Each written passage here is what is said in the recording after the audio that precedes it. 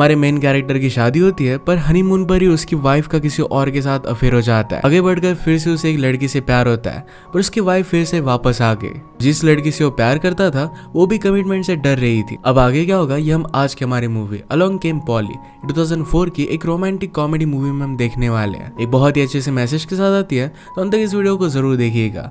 अगर आपको वीडियो अच्छा लगता है तो प्लीज इसे लाइक और कमेंट जरूर कर दीजिए। बिना किसी देरी के एक्सप्लेनेशन स्टार्ट करते हैं। मूवी स्टार्ट होती है और हम हमारे मेन कैरेक्टर रूबन को देखते हैं, जो एक्साइटेड और थोड़ा सा डरा हुआ था क्योंकि आज उसकी शादी थी।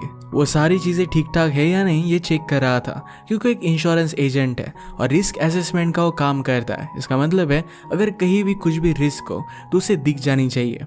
अपनी वेडिंग में भी इसी रिस्क को ढूंढ रहा था। रूबन को सपोर्ट करने के लिए यहाँ पर उसका फ्रेंड सैंडी भी है। सैंडी ने अपने हाई स्कूल में एक बहुत ही फेमस मूवी की थी और उसी रोल की वजह से बहुत सारे लोग उसे जानते हैं, पर उसके बाद बहुत सालों तक उसे कुछ भी काम नहीं मिला। वो रूबन से कहता है कि मुझ पर अब एक शो बनने वाला है। रूबन उसके लिए खुश था। सैंडी उससे पूछता है कि क्या तुम शादी करना चाहते हो। रूबन कहता है कि मेलिसा से बहुत प्यार करता हूँ और उसी के साथ पूरी जिंदगी बिताना चाहता हूँ। इसके बाद उसकी वेडिंग बहुत ही अच्छे से हुई। सब लोग उन्हें उनकी वेडिंग के लिए कॉन्ग्रेचुलेट करते हैं। रूबन अपने वॉज में लिखता है कि लिसा को मैं 4 साल पहले मिला था। वो मेरी अपार्टमेंट की एजेंट थी। उसी के 1 मंथ बाद मुझे पता चल गया था कि लिसा के साथ ही मैं मेरी पूरी जिंदगी बिताना चाहता हूँ। इसके बाद दोनों हनीमून के लिए जाते हैं। अलग अलग जगह देख रहे थे और रूबन लिसा से कहता है कि हमने जो एक बड़ा सा घर देखा था वो तुम्हें कैसा लगता है। लिसा ने कहा कि उसकी प्राइस बहुत ही ज्यादा है, हम उसे अफोर्ड नहीं कर पाएंगे। रूबन ने उसे सरप्राइज करते हुए कहा कि मैंने ऑलरेडी हमारे लिए वो बाय करके रखा है। इस बात के लिए लिसा बहुत ही एक्साइटेड थी और उसे कहती है कि इस तरीके से तुम्हें डिसीजन नहीं लेने चाहिए। बीच पर उनके पास एक न्यूड आदमी आया जो एक स्कूबा इंस्ट्रक्टर था। वो उनसे कहता है कि वो मेरी बोट है और मैं सब लोगों को स्कूबा डाइविंग के लिए इन्वाइट कर रहा हूँ।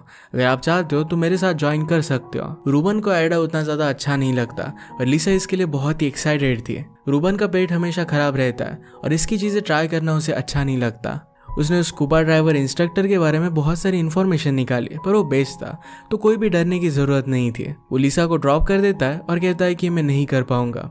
लिसा भी ये बात समझ सकती थी। उसने क्लॉड से बात की और कहा कि मैं लिसा से बहुत प्यार करता हूँ, अगर उसे कुछ हो जाता है तो मैं तुम्हें छोड़ूंगा नहीं। इसके बाद रूबन अपने होटल में गया और वहां पर उसने कुछ टाइम स्पेंड किया। थोड़े टाइम में वो फिर से लिसा को लेने के लिए आता है। आसपास कोई देख नहीं रहा था तो उसने बोट के अंदर जाकर देखा तो वहां पर लिसा और क्लोड ये दोनों इंटीमेट हो रहे थे।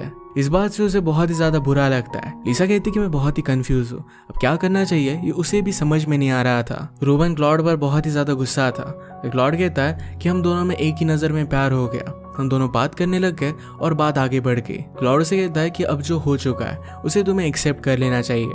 रूबन ने अपने सारे बैग पैक किए। लिसा को कहता है कि अब तुम फिर से मेरी जिंदगी में कभी भी वापस मत आना। घर पर आने के बाद उसे बहुत अकेलापन महसूस होता है और लिसा को मिस कर रहा था। अगले दिन जब वो अपने काम पर आया तो हर कोई उसे सिंपैथी दे रहा था। वो ऑफिस में जाता है तो उसके लिए बहुत सारे कार्ड्स लोगों ने रखे हुए थे। वहां से गुजरते वक्त बॉस उसे कहते हैं कि मुझे तुमसे बात करनी है। रूबन उन्हें टालने की कोशिश करता है पर वो भी उसके साथ बाथरूम में आ गए। बॉस कहते हैं कि मुझे पहले लगा था कि लिसा का कैरेक्टर अच्छा नहीं है, तुम अगर छुट्टी लेना चाहते हो तो ले सकते हो। रूबन इसके लिए मना करता है। बॉस ने कहा कि तुम्हें एक बहुत ही बड़े से क्लाइंट को चेक करना है। कंपनी तो बहुत ही अच्छी है पर उसका जो ओनर है ये हमेशा रिस्की चीजें करता रहता है, तो उसका असेसमेंट तुम्हें करना पड़ेगा। इस क्लाइंट का नाम था लेलैंड। रात में रूबन ने उसके और लिसा के लिए जो घर बाय किया था ये वो देखने के लिए गया। वो घर जाकर अपनी वेडिंग वीडियो देख रहा था पर वहां पर सैंडी आ गया। सैंडी वहां पर भी अपने फिल्म क्रू के साथ आया था। वो रूबन को समझाता है कि अब तुम्हें मूव ऑन करना चाहिए। रूबन को अभी भी लगता था कि शायद लिसा लौटकर वापस आ जाएगी। वेडिंग वीडियो में सैंडी ने एक फ्रेम पर पॉज किया और वो कहता है कि जब तुम उसे प्रपोज कर रहे थे तो लिसा का चेहरा इस तरीके से था कि वो तुम्हारे साथ कमिट करने के लिए रेडी नहीं थी। सैंडी उसे कहता है कि तुम्हें और भी लड़कियों को जाकर मिलना चाहिए, फिर से डेटिंग करनी चाहिए। रूबन कहता है कि अब मुझे डेटिंग में इंटरेस्ट नहीं है, मैं अब एक हस्बैंड की तरह रहना चाहता था। सैंडी फिर उसे एक पार्टी में लेकर जाता है। पूरे पार्टी में उसी के साथ रहने वाला था, पर जैसे वो पार्टी में पहुंचते हैं तो वहां से वो चला जाता है। इस पार्टी में हमारी और एक मेन कैरेक्टर जिसका नाम है पॉली, इस सर्विंग का काम कर रही थी। उसकी फ्रेंड उसे कहती कि क्या तुम्हें यहाँ पर कोई पसंद आया।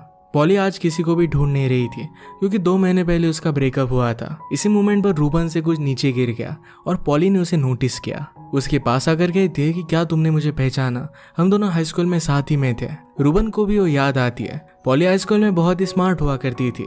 पॉली उसे कहती कि तुम्हारी तो शादी वगैरह सब कुछ हो चुकी होगी। रूबन उसे झूठ कह देता है कि अब तक उसे कोई भी मिली नहीं है।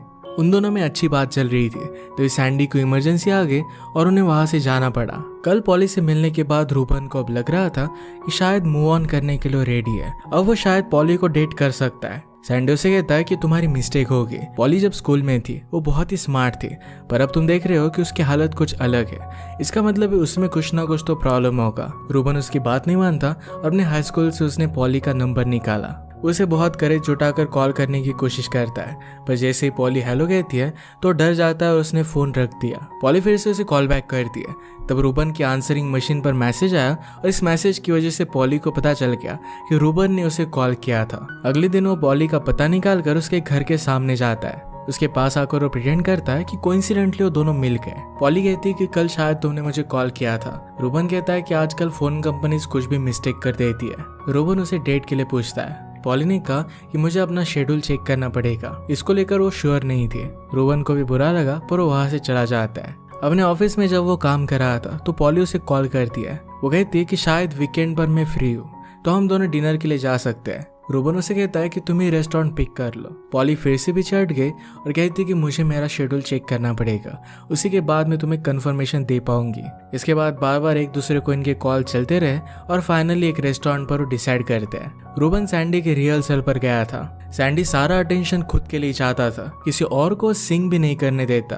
रूबन पॉली के बारे में सैंडी को बताता है तो सैंडी ने कहा कि तुम्हें पॉली को रेस्टोरेंट चूज नहीं करने देना चाहिए था। रूबन की स्टमक प्रॉब्लम को देखकर अगर पॉली ने स्पाइसी रेस्टोरेंट चूज किया तो उसे प्रॉब्लम आ जाएगा। रूबन रेस्टोरेंट पर पहुंचा तो एक अरेबिक रेस्टोरेंट था, जहां पर एक ही थाली से खाना खाना था। इस खाने में थोड़ी सी भी हाइजीन नहीं थी, जो रूबन को अच्छा नहीं लगता। इतने सारे सालों में पॉली बहुत सारी अलग अलग कंट्रीज घूम कर आई थी।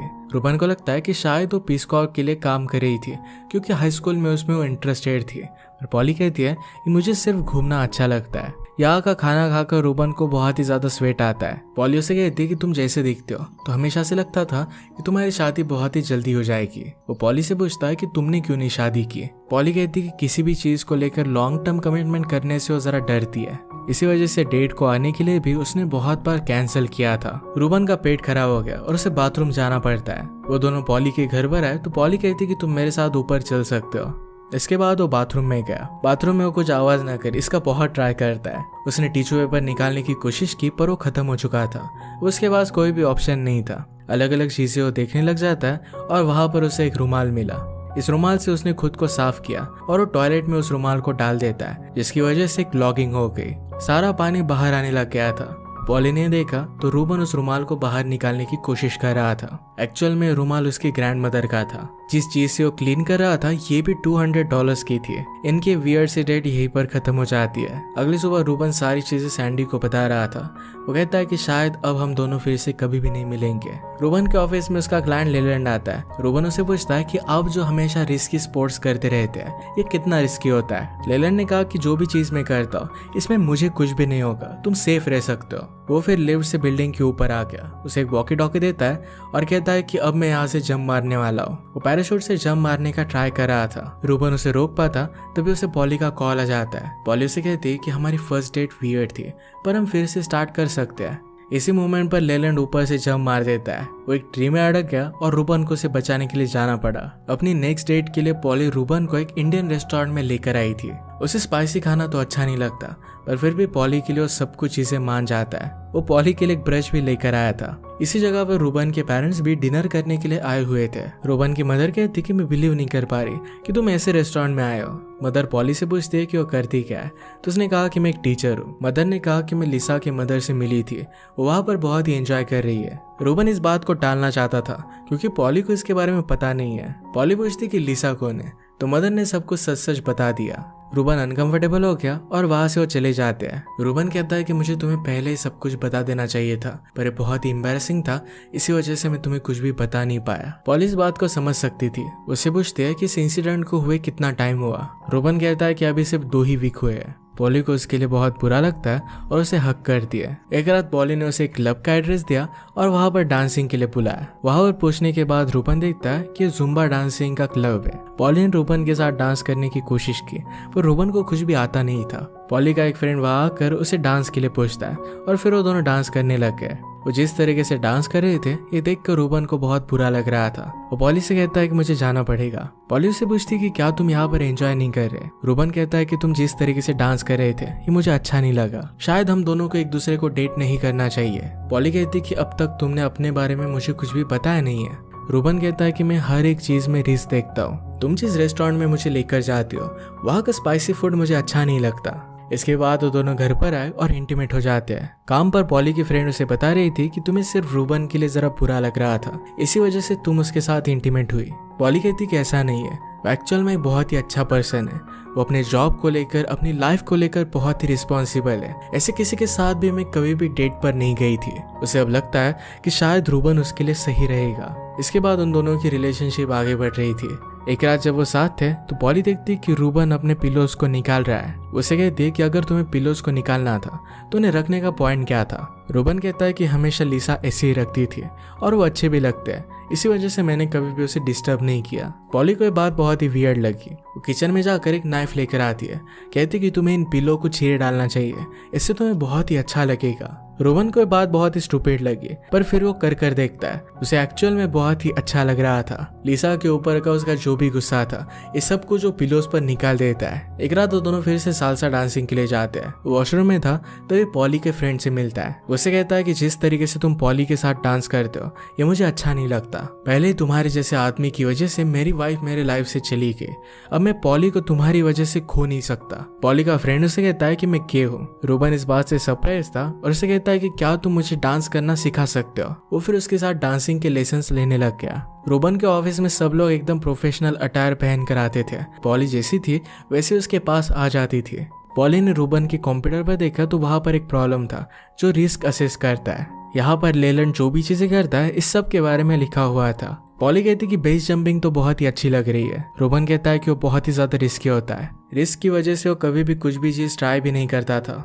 नेक्स्ट सीन में रूबन लेलैंड के साथ खेलने के लिए आया था। उसे कहता है कि जिस तरीके से तुम अपनी लाइफ जीते हो अगर ऐसा है तुम कंटिन्यू करोगे तो हम तुम्हें इंश्योरेंस नहीं दे पाएंगे। लेलैंड कहता है कि पहले तुम्हें मुझे जान लेना चाहिए, इसके बाद अपना डिसीजन देना चाहिए। मैं नेक्स्ट वीक सेलिंग के लिए जा रहा हूँ, वहां पर तुम आ सकते हो। रात में रूबन इसके बारे में पॉली को बताता है। पॉली इस बात से बहुत ही एक्साइटेड हो गई, कहती कि वहां पर जाने में तो बहुत मजा आएगा।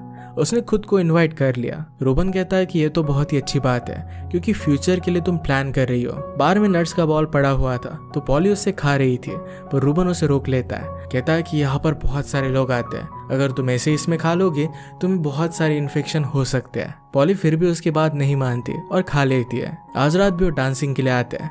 रूबन ने अपनी स्किल से पॉली को इम्प्रेस कर दिया। पॉली अब उसके प्यार में पड़ रही थी। वो दोनों रूबन के घर पर आते हैं, पर अचानक से वहां पर लिसा वापस आ चुकी थी। पॉली ने कहा कि तुम दोनों को बात करनी चाहिए। पॉली कहती कि तुम्हें इस तरीके से छोड़ना है बहुत बड़ी गलती थी। वो फिर से अपनी लाइफ उसके साथ कंटिन्यू करना चाहती थी। रूबन कहता है कि तुम मुझे छोड़कर चली गई थी और अब मैं मेरी लाइफ में मूव ऑन कर चुका हूँ और सारी चीजों के बारे में सोचने के लिए उसे जरा टाइम चाहिए था। अगले दिन लिसा उसके लिए गिफ्ट भेजती है। जब रूबन ने अपार्टमेंट को लीज किया था उसी का एक फ्रेम था। रूबन बहुत ही कंफ्यूज हो गया था तो अपने फ्रेंड सैंडी के पास आया। वो एक आइडिया करते हैं और रूबन अपने प्रोग्राम में पॉली और लिसा दोनों को डालकर कंपेयर कर रहा था। सारी चीजें देखने के बाद पॉली के साथ रिलेशनशिप में रिस्क कम थे। रूबन पॉली को सेलिंग ट्रिप के बारे में कॉल करता है। पॉली उसे कहती है कि अगर तुम लिसा के साथ रहना चाहते हो तो माइंड नहीं करेगी। रूबन कहता है कि उसके पास मैं वापस नहीं जाना चाहता, मैं तुम्हारे साथ रहना चाहता हूँ। इसके बाद फिर वो सेलिंग ट्रिप पर गए। अचानक से वहां पर तूफान आ जाता है और वो दोनों नीचे आ गए। एक्सीडेंटली रूबन का लैपटॉप खुल गया था तो वहां पर पॉली ने उसका और लिसा का कंपैरिजन देखा। पॉली उससे कहती कि तुम ये सब कर क्या रहे हो, हम दोनों में वैसे भी कोई भी फ्यूचर नहीं है। वो किसी भी चीज को लेकर कमिटमेंट करने से हमेशा डरती थी और अब भी डर रही थी। रूबन कहता है कि तुम बिना प्लान के अपनी लाइफ में जी रही हो,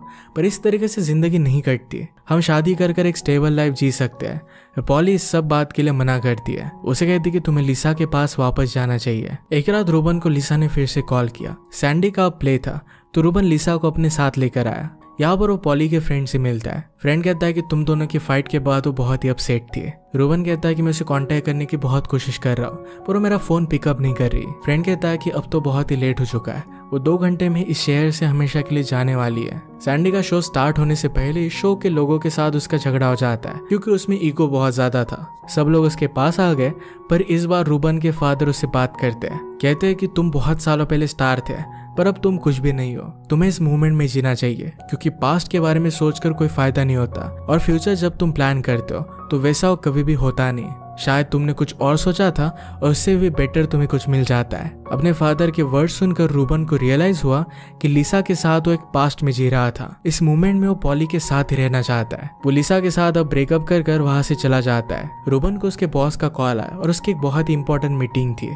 रूबन ने उस मीटिंग में सैंडी को भेज दिया क्योंकि उसे पॉली को रोकने के लिए जाना था। सैंडी प्रेजेंटेशन देता है, ये प्रेजेंटेशन उन्हें अच्छा लगता है और रूबन के फर्म को बहुत बड़ा प्रॉफिट हो गया था। बॉस सैंडी को भी हायर कर लेते हैं। रूबन भागते भागते पॉली के घर के पास आया और टैक्सी कर आगे चली गई। वो डोर में देखता है तो पॉली अपने पेट को भूल गई थी। वो उसे लेकर घर जा रहा था पर पॉली वापस आ गई। रूबन उसे कहता है कि मैं तुमसे बहुत प्यार करता हूँ और तुम्हारे साथ ही रहना चाहता हूँ। पॉली कहती कि मैं कोई भी कमिटमेंट नहीं चाहती और तुम कोई भी रिस्क नहीं ले सकते। पॉली मान नहीं रही थी तो प्रूफ करने के लिए कुछ नट्स बाय करता है। ये उसने नीचे जमीन पर फेंक दिए और इसे वो खाने लग जाता है। रूबन कहता है कि अगर अभी तुम शादी नहीं करना चाहती तो हम फ्यूचर का बाद में सोचेंगे। पॉली उसके बाद मान जाती है। इसके बाद उन दोनों को हम एक वैकेशन पर देखते हैं। उनके पास क्लॉड फिर से आता है। क्लॉड ने रूबन से पूछा कि क्या ये तुम्हारी वाइफ है। रूबन कहता है कि हम दोनों सिर्फ फ्रेंड्स हैं पर पॉली कहती है हम दोनों की रिलेशनशिप उससे बहुत ज्यादा है। अब वो फाइनली एक कमिटेड रिलेशनशिप के लिए रेडी हो गई थी। क्लॉड उन्हें फिर से डाइविंग के लिए बुलाता है पर पॉली ने कहा कि हम लेलैंड के साथ सेलिंग के लिए जा रहे हैं जो बहुत ही रिस्की था पर फिर भी अपनी लाइफ में वो रिस्क उठाना सीख गए थे। इसी मैसेज के साथ ये मूवी एंड हो जाती है। अगर आपको एक्सप्लेनेशन अच्छा लगा तो प्लीज़ इसे लाइक और कमेंट जरूर कर दीजिएगा। ये बहुत सारी मूवीज लेकर आते रहता हूँ तो प्लीज़ चैनल को सब्सक्राइब कर दीजिए और बेल नोटिफिकेशन आइकन दबाना मत भूलिएगा। हम फिर से मिलेंगे और एक नई मूवी के साथ। तब तक के लिए थैंक यू और आप अपने आप का ख्याल रखिए।